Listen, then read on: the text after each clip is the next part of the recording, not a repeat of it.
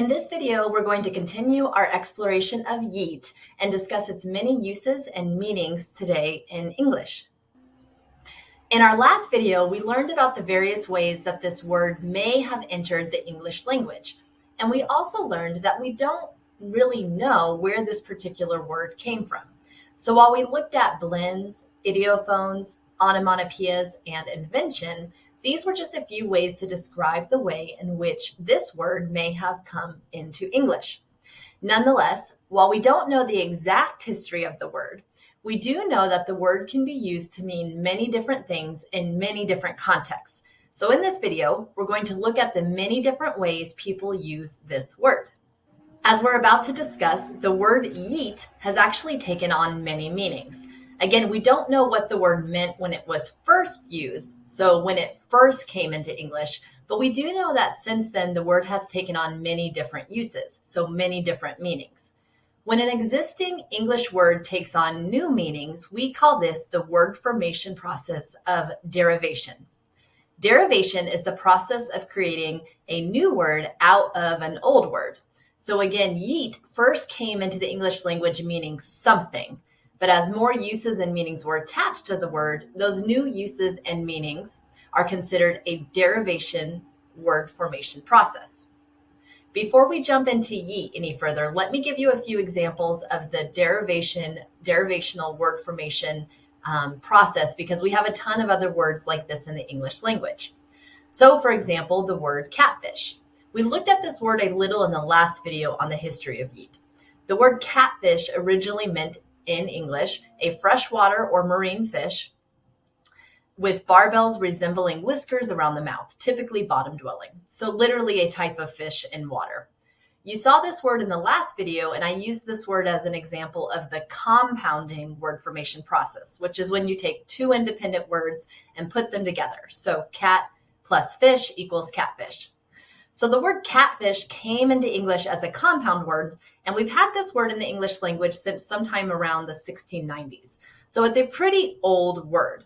However, in 2010, the word catfish took on a new use thanks to a documentary called Catfish, where the term was used to describe the process of luring someone into a relationship by means of a fictional online persona. Again, the word catfish is a really old English word, but it took on a second meaning not too long ago in the history of the English language. And so we would call this second meaning a derivational word formation process, the process of creating a new word out of an old word. Sometimes people even forget that a word used to mean something else. So we forget that the word even went through the derivation process. And the word awesome is a great example of that. Most of us think that awesome is a positive word to mean something impressive, good, or inspiring. And this is how the word is even defined in modern dictionaries. But what you may not know is years ago when this word entered the English language, it actually meant something completely different.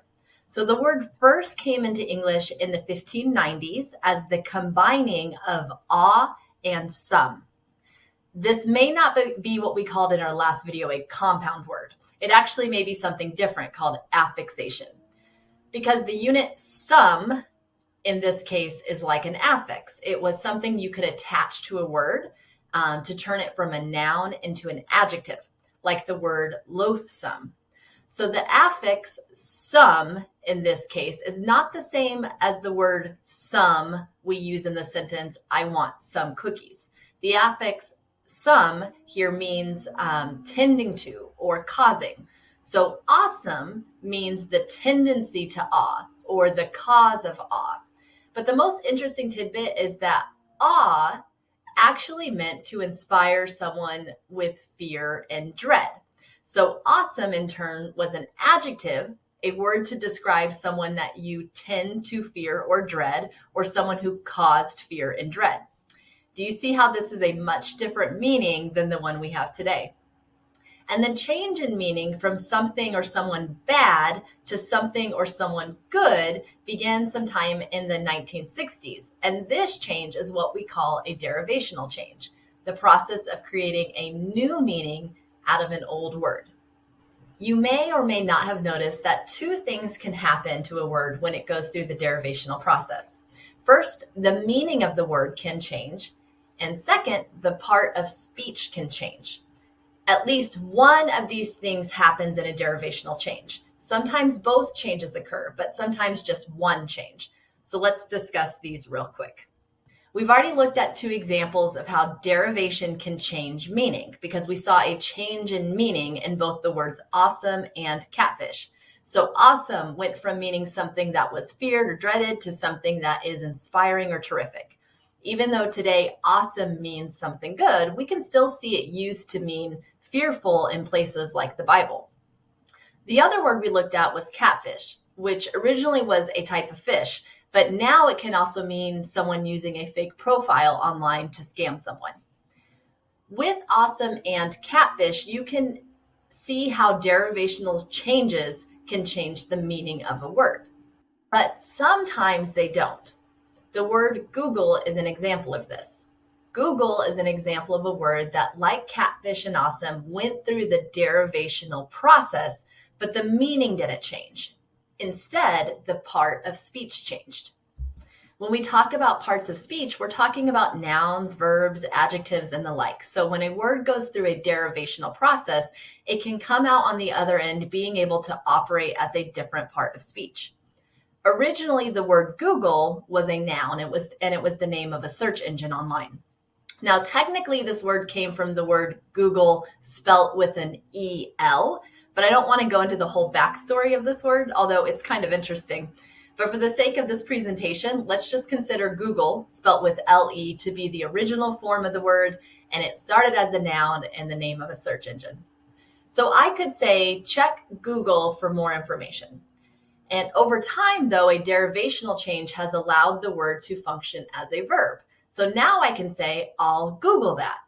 So I can use this word now as both a noun and a verb. But with this word, the meaning of the word hasn't changed. The word still means a search engine or using the search engine. It's roughly still the same meaning.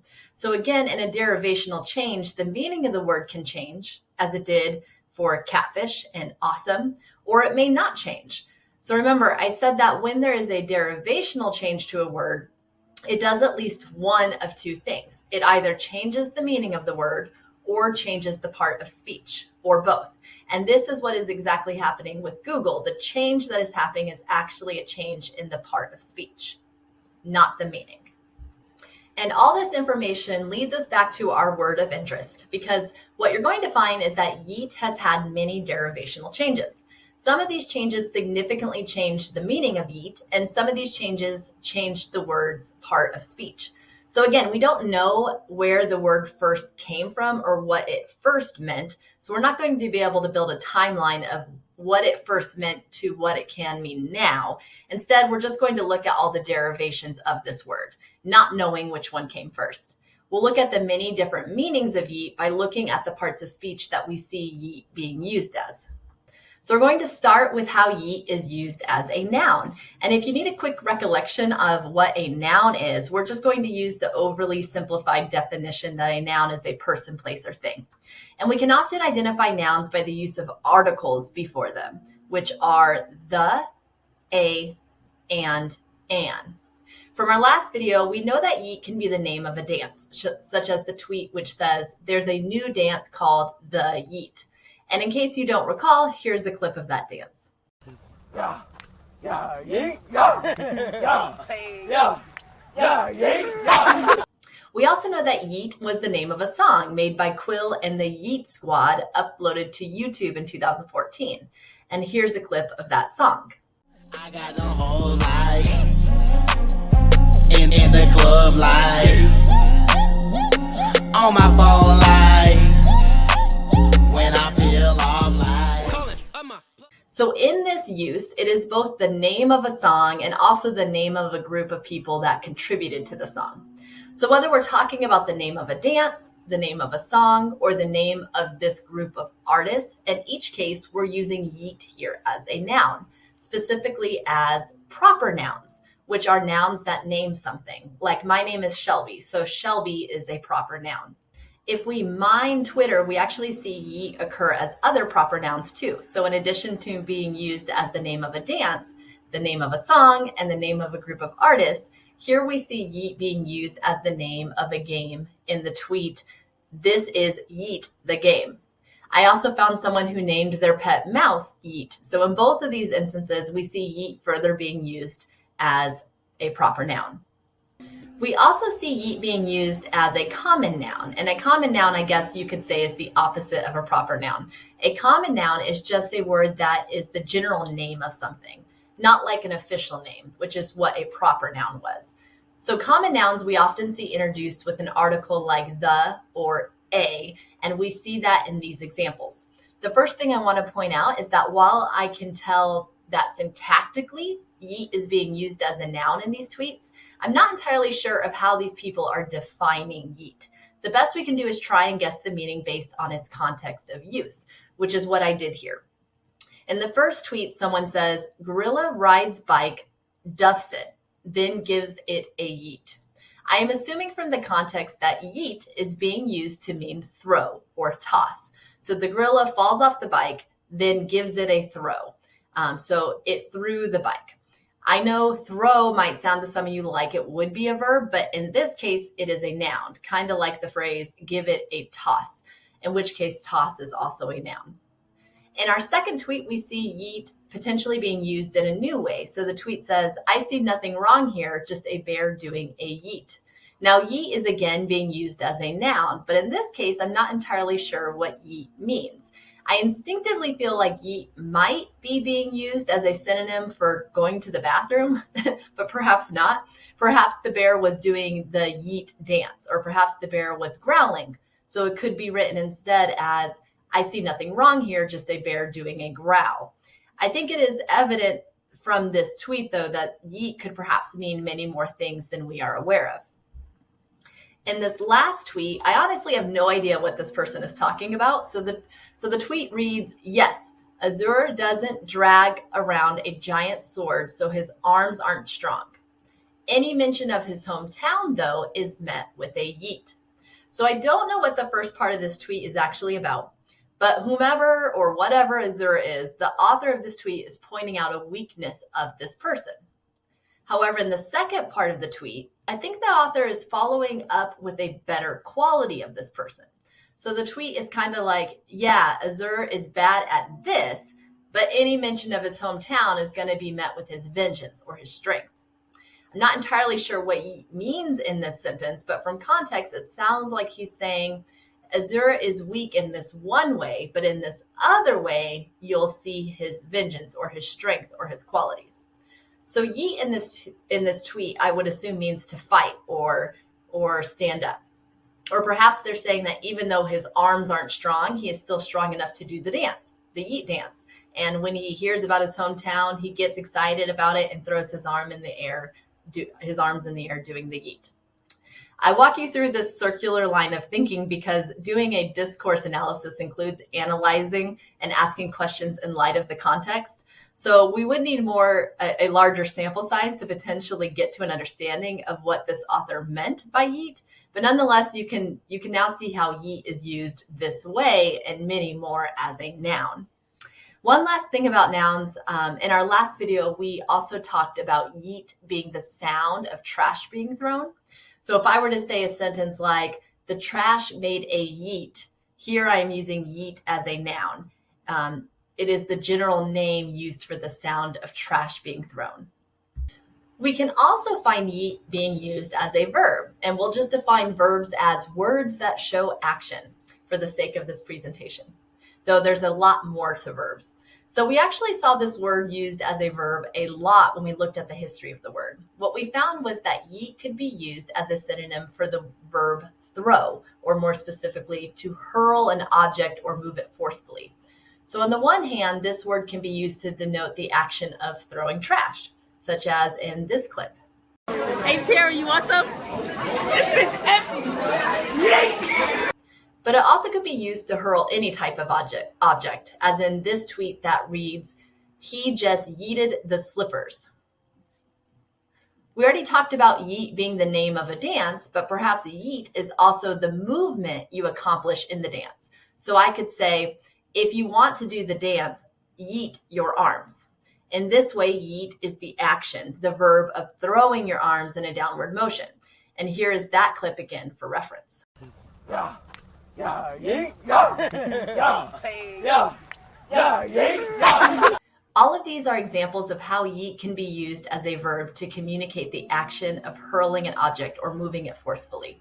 However, we also see yeet as a verb but without an object, meaning there isn't an object receiving the action of the verb. In our past examples, we have the object of trash receiving the action of yeeting, the object of arms receiving the action of yeeting, and the object of slippers receiving the action of yeeting. So all of these are the object of those sentences. They are receiving the action. On the other hand, we can see yeet being used without an object. And this is primarily used to talk about someone moving themselves forcefully or quickly. So so the focus is on the person performing the action of the verb, which is different than our earlier examples where something received the action of the verb. This tweet that reads, "Oh my gosh, that girl yeeted out of there, LOL," is an example of yeet without an object. Or to make it more clear, I could just say, "That girl yeeted."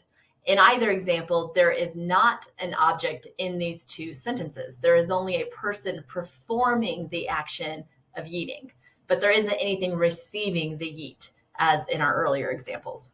So interestingly enough, in the second example, we see yeet take on yet again a new meaning. Here it is basically being used as a synonym for run. So the girl yeeted out of there. That girl ran out of there. And these are just a few examples of how yeet is used as a verb. There may be more. One thing I want to highlight is that as a verb, this word takes on different tenses, like all verbs. So in the first tweet, we see yeet used in the present progressive tense. So she says, "I'm going to just yeet him to death." So I could write this as, "I am going to yeet him." This is an example of the present progressive tense in English. In the second example, the author says, "Shin just yeets Frederica." So put simply, Shin yeets Frederica. This is the use of the verb in the simple present tense.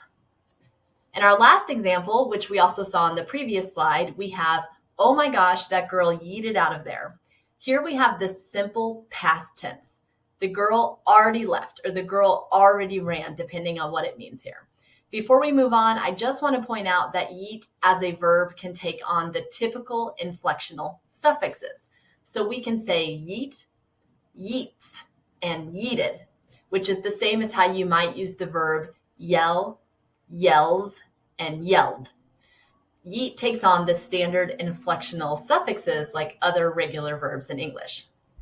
We can also find yeet being used as an adjective, and we'll just define adjectives as words that describe a noun or pronoun. In our first example, we have, "Looks like Michael had a yeet moment." So here the word yeet is an adjective describing the noun moment.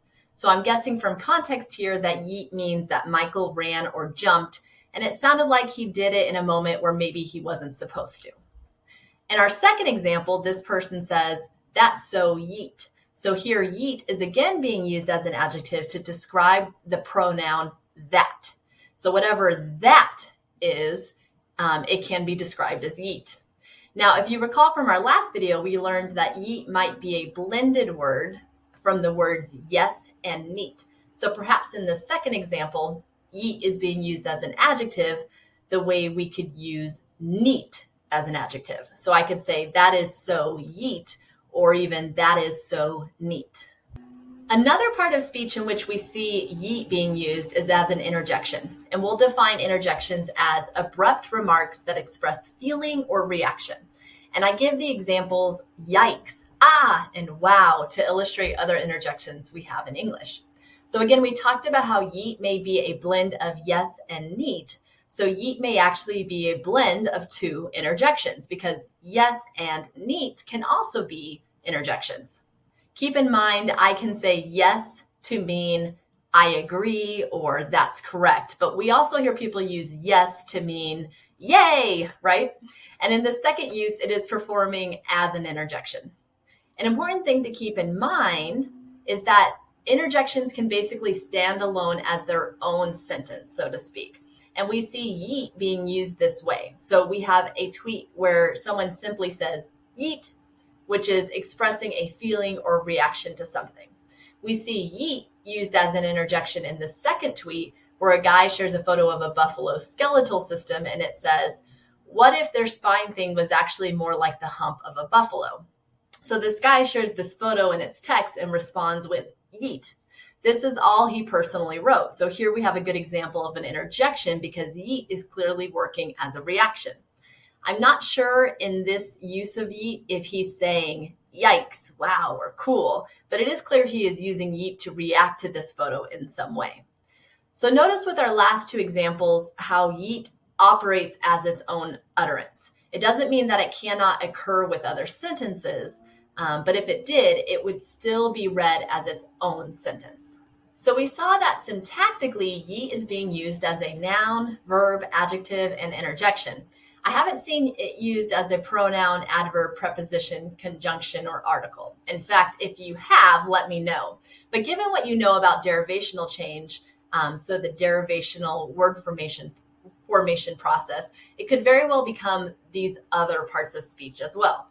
We also saw that yeet is a word that has many different meanings. Some of those meanings we can easily identify, and some of them we really have to delve into its context of use to garnish what a person has meant by its use. And considering how many definitions have derived from this word, from whenever it started, I wouldn't be surprised if we saw even more meanings develop from this word as people keep using it. Which is kind of cool because we can get a tweet like, this is yeet, found the yeet. And we can understand that the first yeet is operating as an adjective and the second is operating as a noun. And we can also tell because of the ways the word is being used that these two yeets cannot possibly have the same meaning. We've wrapped up parts of speech and we've covered a variety of different meanings that this word conveys, though I don't claim to have identified all of them because, like I said, I am perceiving new meanings to this word every time I look at Twitter. I do want to cover one additional way that yeet is being used, and it is separate from the parts of speech we covered. When we look at parts of speech and when we're looking at the various meanings of this word, we're looking at the linguistic categories of syntax and semantics, which are terms you are likely familiar with if you've taken other linguistics classes with me. Now I want to talk about how this word is used as a discourse particle, which is also sometimes referred to as pragmatic particles. So these particles generally do not contribute to the meaning of what someone is saying, but they are used to help manage conversation. This is a different topic than parts of speech. We would study discourse particles under the branch of linguistics called pragmatics. So we're looking at a whole different topic than what we just looked at. But I thought it was useful to briefly cover this topic as we conclude our investigation of yeet. So again, a discourse particle is used to help with the flow of conversation. To give a quick example of one way in which we use these, we often use discourse markers to signal to someone when we are done speaking or when we are going to change the topic. So imagine that you are having a conversation with someone and they've asked you, how was your day? So you respond by saying, I went to the store and found my favorite soap on sale. Anyways, what did you do today? In this example, the word anyway works as a discourse marker because it's not really contributing to the meaning of finding your favorite soap on sale, nor does it contribute to the meaning of the question, what did you do today? Instead, it is communicating to the listener, the person you are speaking with, that you're going to change the topic or that you are about to relinquish your turn speaking. Another way we use discourse markers is to provide instructions to the hearer as to how they should interpret your message. So I can tell my friend, I hate you, LOL. And here, LOL is working as a discourse marker. So it doesn't mean laugh out loud in this case. I am likely, or in this use, the LOL helps the hearer, the person I told this to, interpret the comment, I hate you. The LOL tells the hearer that I don't actually hate them. I am likely being sarcastic in this context. We use discourse markers all the time to help the hearer interpret the tone of the message. And in this way, we can recall a concept we learned a few videos ago on tone indicators, or what we also discussed as typological tone of voice. And these were ways we use text to convey emotion in our messages when we don't have the affordances that speech lends us, such as tone of voice. So yeet, as you are about to see, can be used as a tone indicator in written communication. So let's look at a few ways that we see yeet being used this way. And to do this, I'm going to show you a few examples from Twitter, but I'm namely going to pull these examples from Maria Heath's Internet Linguistics Teaching Resources page on yeet as a discourse particle. So Maria Heath said her students identified yeet as a word with discourse particle-like functions. And here are 3 examples of how her students described it being used. The first student said, I have still seen it in contexts such as, insert terrible situation here, yeet.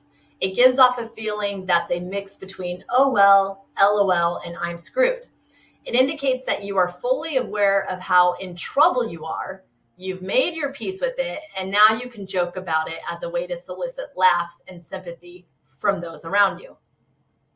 So what is interesting is that yeet is being used this way seems to indicate a much different meaning than the meanings we came up with earlier in this video. It seems that when it is used this way, we can convey an oh well and I'm screwed meaning, a kind of negative outlook or indifferent outlook on things. And that is different than the meanings we saw of yeet earlier. The second student said, in the this bitch is empty yeet vine, the word yeet communicates the girl's attitude towards being handed an empty can. In this case, yeet conveys her disappointment, frustration from being fooled, yet her refusal to be seriously affected by it, taking back control by making her own joke. More than a simple exclamation, yeet succinctly indicates the full emotional journey of the yeet girl.